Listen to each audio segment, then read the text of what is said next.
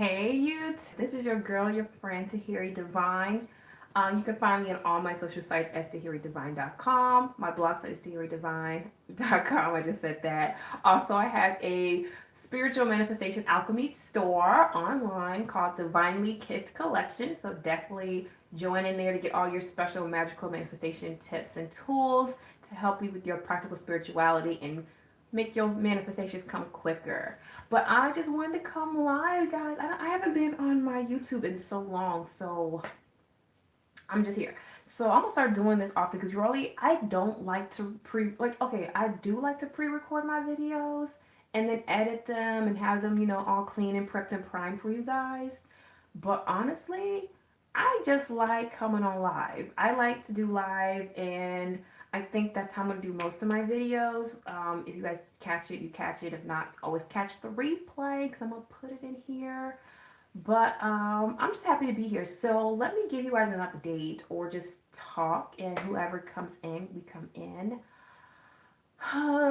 So guys, a lot's been happening. If you guys should follow me on my Instagram at Tahiri Divine because I go live a lot on Instagram, like a lot. But I want to start bringing my lives to YouTube so you guys can actually follow me on YouTube. Because every Tuesday I go live on Instagram for Tarot Tuesdays and Astro Chat. And then I've been going live just about every Wednesday for my Witchy Wednesday or Wisdom Wednesdays, whatever we call it. We just talk about pretty much anything that really is on my spirit to talk about that's kind of in alignment with what we probably talked about on Tarot Tuesdays.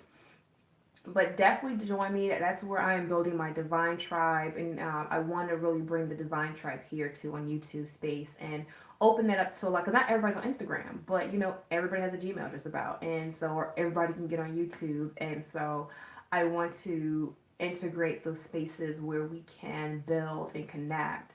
And I can share more on my journey here because if you guys seen a lot of my old videos, you've definitely seen a matriculation on how I expanded and how I've grown, not just as an individual, but in my own spiritual walk, and then what I'm working on now from then to here. And I kind of want to bridge the gap and let you guys know what was taking place within me to get me to this point on where I'm at in my life in this phase and all that fun stuff. So I was hoping some more people come in. I know I didn't announce that I was going live. I just kind of jumped in it. But some things I want to talk about. Guys, that moon last week, it's been what, 7 days now since the blood moon. And it has been an up and down, but a very steady, steady journey. And I want to say to that healing, when you're healing, particularly when it comes to your spiritual, emotional, mental, psychotherapy healing, it's never just going to be a clean shot, guys. I want you to know, have patience with yourself and understand that healing is a journey. It has up moments, it has its down moments, it has its plateaus. But as we are going through our life to really put things in order and track, whether in our emotional, spiritual, relationships, finances, career, business, whatever it is that you're working in or working on, I don't want anybody to feel discouraged. I know for myself, for a lot of people, this moon really brought in a lot of root work energy as far as being grounded, as far as clearing out the blockages that we've held on to, unstilled energies and stagnant energies. And I know for me, I've been working a lot with, if you guys follow me on Instagram, I talked about Kali Ma because she was really the energy that was kind of really going to help us get through that blood moon. And then it's so crazy because every week I pull out from my, as you guys see, I'm going to do a haul so you guys can see. I pull a card from my Divine Feminine Oracles deck. And so every week I pull out a different Divine Feminine archetype of energy or archetype energy to work with. And so last week I had got Kuan Yin, the Buddhist goddess of compassion. And so I was really working with understanding compassion, having compassion for myself, having compassion for other people. And it was so crazy because then Kali Ma energy kind of came in. And a lot of times people look at Kali Ma as a very, I mean, she ain't subtle at all, but as a very negative kind of like energy, like, oh, she's coming to like destroy and hurt and harm. When not really. Her thing is to really cut you, brutally be honest with you and cut you straight off, cut your ego straight up and down. That's what she really does, but it's all from a very loving and compassionate place because she wants us to understand that She does not want us to waste time. Her energy represents don't waste time on things that you don't need to be holding on to. Letting go of these mental blocks and these energy blocks and these things that we tell ourselves on why we can't do something, these limitations that we put on ourselves, or we allow these outside limitations to hold us back. So she's really about breaking and shaking that up, and like it's very like eye opener, and like you feel like your whole world's being torn apart or flipped upside down. But that's all in out of love so that you can face what's really in front of you, and then know that you have the strength and the courage to pull it through. And that was one of my tarot cards of the week, was the strength card, and also the death card had came up. But also for this week, the goddess energy I was working with was Callie. I pulled her this week, and I was like, oh, just when you thought I was done with you, Callie, you were like, girl, I'm not done with you though. There's still some things you have to work out. And it's so funny because, like, there was a story, or that, if you guys watch Valerie Love, I really love her. I really do love her. She had did a video called "He Cheated on Me," and as women and men too, but I'm talking from a woman's perspective. We deal with whether spouses or boyfriends or whoever who may step out on us in our relationship, and the first thing that we typically do, we usually start going through ourselves on what's wrong with me, why did you do this to me, this, that. And she kind of really put it out plainly, like, first of all, nobody can cheat on you. And pretty long story short, what she was saying was nobody can do anything to you that you have not already done to yourself. And so it was like, so in a lot of ways, nobody cheated on you, you cheated yourself. And what she meant by that was like, how many of us had projects or dreams or ideas that we wanted to do, probably started but didn't finish? You cheated yourself. Or how many of us may have wanted to lose weight or want to do that and then follow through? You cheated yourself. So therefore, nobody can cheat on you. And it's pretty much, if somebody's cheating on you, it's a reflection of what you're doing to yourself. And I'm like, dang, oh my God, that's so real. And it really was an eye opener, and it shook me to the core because I experienced a situation where I was cheated on, and I had to really, well, what areas of my life did I cheat myself? And that's what Callie was showing me. Girl, ain't nobody did nothing to you. You did to yourself. But let's go in and break these ties of victimhood.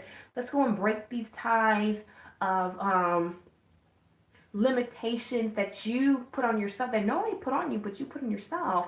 And let's get you to the real root of things. And that's funny because I pulled that in my herbal deck. The shadow side, the part of ourselves where we don't think we deserve, where we are don't think that we can move forward, or don't think that we can add on or heal, or whatever it is that we limit or tell ourselves. It was like completely transforming and renewing your mind and facing the facts, because once you know the truth of something, you have accountability now. You're accountable for what you know, and now you're accountable with your actions. You have to use responsibility, responding with your ability.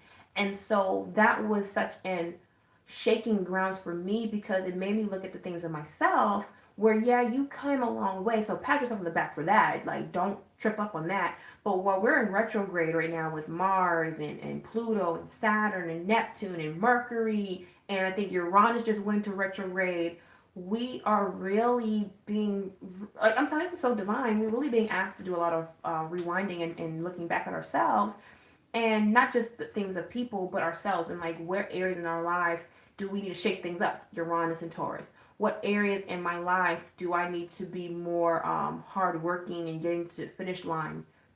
Saturn and Capricorn. What areas do I need to change how I act, my reactions or my actions, or how I do or exert my energy? Mars and Aquarius. What areas in my life that are deeply rooted, deeply rooted within myself, that I'm not looking at? Pluto. I can't remember where Pluto's in retrograde at, but I know Pluto's in retrograde. Neptune's in retrograde. What illusions and dreams and visions do I need to connect with, that I'm missing out on, what illusions am I putting on myself? Neptune in retrograde, Neptune in Pisces. So it's so much a lot of inner work that we're doing. And it's so funny because we're doing a lot of inward work, but with the sun in Leo, it's a lot of expression. It's a lot living from your heart space, from your courage. So it's like having the strength and the courage to live out what you need. That's why I really love the strength card that came up, because that's what's saying with the yellow background and the lady petting the lion. We're in an area where we're balancing out our higher self and our primal selves into a merging and integration and knowing that we have the strength to move forward. Excuse me, and we have the strength to do the work that we necessarily have to do and not to be afraid, but to live courageously. And then also I pulled the death card. So it's a death and a rebirth at the same time because anytime a door is closed, another door is always open. So it's just interesting and beautiful to see how all of this was corresponding and working in together with each other and preparing ourselves now for this new moon that's coming up August 11th, I want to say it is. And it's the new moon in Leo. So now, as the moon is waning, what areas are we need to break away from? What areas in our life do we need to banish or need to balance out so that we can prepare the fertile grounds for when this new moon comes so that we can plant our new seeds of courage and living from our heart space and living from a place of ease and expression because that's all. Oh, sorry, I got messages coming in on my phone.